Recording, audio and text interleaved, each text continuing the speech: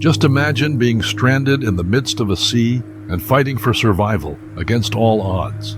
This family faced an unimaginable nightmare, a voyage of 38 painful days without proper food, water, or any hope for rescue. Hence, they had to drink the turtle's blood and meat to survive. Moreover, as dehydration and hunger took over, they made an aching pledge not to eat each other at any cost, promising a traumatic act of survival to test human patience. Hello guys, and welcome back with a new story. In today's video, we will experience the unexpected survival of Robertson's family, who were lost at sea. But before watching this horrific story, hit the subscribe button and remember to stay tuned until the end of the video to see how they were saved. One day, curious 9-year-old Neil questioned his father, Dougal Robertson. "Hey Dad, you're a sailor, right? Why don't we sail around the world?" Hence, this chat became a turning point in the Robertson family's life. Agreeing with his son's point of view, the family sold their farm, bought an old-fashioned schooner named Lucette, and began their voyage of a lifetime. With no idea what lay ahead, they bravely registered their own course to quench their thirst for exploration. The Robertson family's epic adventure started on 27 January 1971, when they set sail from Falmouth on a journey that would take them across the world. Dougal, an experienced sailor and a father of 4, led the way. Still, the kids, Anne, Douglas, Neil, and Sandy, had 0 experience. Moreover, Lynn, his wife, a nurse and midwife, glued her family together till the last moment in his journey. For the first 18 months, they traveled in the Atlantic Ocean and explored many spots at Caribbean ports. Anne, the 16-year-old elder daughter, decided to quit the voyage in the Bahamas. However, Robin, a young graduate, joined the crew. Together, they confronted the mighty Pacific, with its gigantic waves and endless area. Little did they know that their journey would become a heart-stopping story of survival that would soon surface on the internet. Diving deep into the story, just wonder that you're sailing through the Pacific when, out of nowhere, your boat is attacked by killer whales. Well, only thinking about it gave me chills down my spine. Fast forwarding to 15th of June 1972, when the Robertson family's dream voyage turned into a terrifying nightmare, as their ship was attacked by 3 orca whales, which resulted in their boat sinking into the depths of the ocean. With only a few recovered items, including a sewing box that would prove to be a lifesaver, they held on tightly to their delicate life raft and dinghy named Edna Mare. With no maps, no compass, and no instruments, but just the vast, unforgiving sea, the family struggled to get onto the raft and tightly accommodated in it. Their emergency rations would last only 3 days, and their water supply would last just 10. The fear of hunger and thirst readily scared them to death, and they started to consume their saved items with care so they would last a long time. As they floated away from the wreckage, Lynn, Dougal, and their children faced an unimaginable battle for existence. Do you think they will make it out alive, or will the deep water gulp them as its feast? Now, fighting for survival became a daily grind for the Robertson family. With their rations gone in just 6 days, they had to get creative to hunt for food in this environment. They believed in themselves, and soon, flying fish and dorado became their savior snacks. Still, turtles were the real backbone of their awfully unhealthy diet. They fought over every last bit of the poor creature's body, even drinking the blood and using its fats as oil to apply to their dry skin. However, the conditions worsened when the raft became a leaky nightmare, leaving the Robertson family trapped in the water up to their chests, which covered them in painful boils.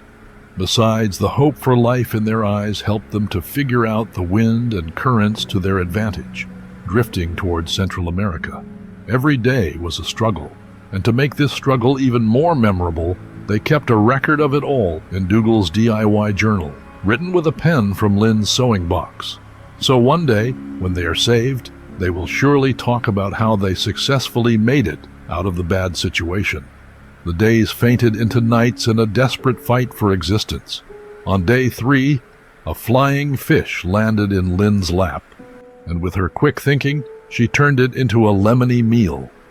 But Neil and Robin were caught by seasickness. As the raft leaked and needed constant topping up of air, the family's anxiety grew. Luckily, they located the leaks and repaired the craft. The other day, they caught a massive dorado, which became a feast of raw fish and a morale boost. Heavy rain on day 7 was welcomed into the craft, as they used the rainwater to fill their cans. The next day, a passing cargo ship, the Strat Cook, gave them hope. The family used precious flares to signal for help, but to their disappointment, they were heavily ignored. They again had to continue their voyage using the same survival techniques. Boredom started to hit the young boys when, on day 1, they caught their first turtle, and they consumed its meat and eggs, which was a precious source of nutrition. By day 10, the toll of their trial had taken over everyone, as saltwater boils tortured all of them. Water was limited, and the raft needed constant attention and inflation. Yet they refused to give up. Shipwrecked in the ocean with no rescue, the Robertson family's survival rested on their resourcefulness and determination. As the days turned into weeks, their situation grew more desperate. Day 11 brought a desperate prayer for rain, their only hope for survival. But day 13 slapped them with a harsh reality check. Water was again scarce, and sharks surrounded them, continuing to steal their food. The raft was taking its last breaths and needed constant fixing. It was a race against time. They trapped a small turtle, but it was an insufficient meal. In an 11th hour effort, they had to drink its blood to stay alive. Nevertheless, on day 15th, the skies poured heavy rain, filling their containers. Yet disaster struck again as the dinghy broke free, and Dougal had to swim for it, narrowly escaping sharks. Exhausted and defeated, they had to take a harsh measure of using filthy water from the dinghy's bottom as enemas, which would rehydrate them. By day 16, their bodies were fully infectious with sores, boils, and sunburn. In addition, the raft finally sank, and they all had to fit themselves in the dinghy on the 17th day. Let's see when nature will bestow its mercy on them and how greatly they regret their life-turning decision.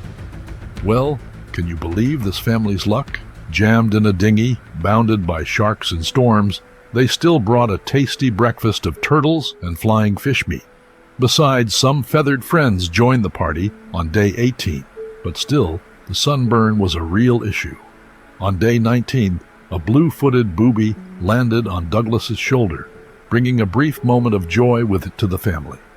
Day 20 marked Lynn's birthday as they celebrated it, with a little but precious feast. However, the sea had other plans.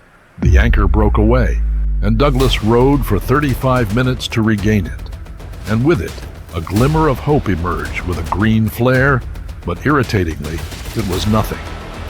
The days passed, and they continued catching turtles, drinking their blood, and using their fat as skin oil. Miraculously, the storm subsided, but the challenges remained there as an old friend, as food was scarce and the storm was harsh.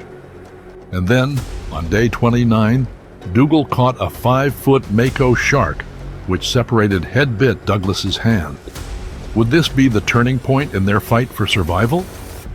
Against all the odds, the Robertsons continued their battle against survival in the little dinghy. Nonetheless, on day 30, a glimpse of optimism appeared as Douglas spotted the pole star to guide them back into the northern hemisphere. Yet danger waited beneath the surface in the face of an enormous shark that bumped the boat on day 31. The law of survival at sea was clear: to eat or to be eaten. By day 34, they were living on raw fish, sucking on bones and eyes. Then a downpour of rain on day 35 brought a welcome break, filling their containers with water.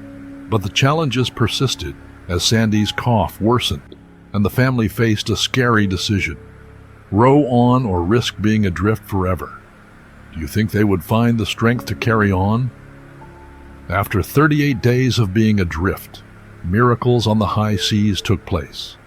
The Robertson family's prayers were answered when a Japanese fishing trawler, the Tokamaru II, spotted their red flare. As they were protected, the Japanese sailors couldn't believe their eyes as they witnessed the family's rough and ready dinghy, the Edna Mare, which was a testament to their creativity and determination. With over 750 miles of treacherous ocean behind them, they were finally rescued. The Robertson family was rescued, but it left us with a great message. With determination and courage, you too can defeat unbearable circumstances and create your own tale. It was before dawn this morning when the Tokamaru berthed at the quayside in the Panamanian port of Balboa. A tiny fiberglass dinghy in which all 6 people drifted for 38 days. Finally, they said farewell to the Japanese fishermen who'd saved their lives. And they've gone now to a local hotel. I hope you find the story heart-stopping, yet interesting. In the comment section, please comment on how you felt about Robertson's family, and please subscribe to our channel for more interesting reality-based stories.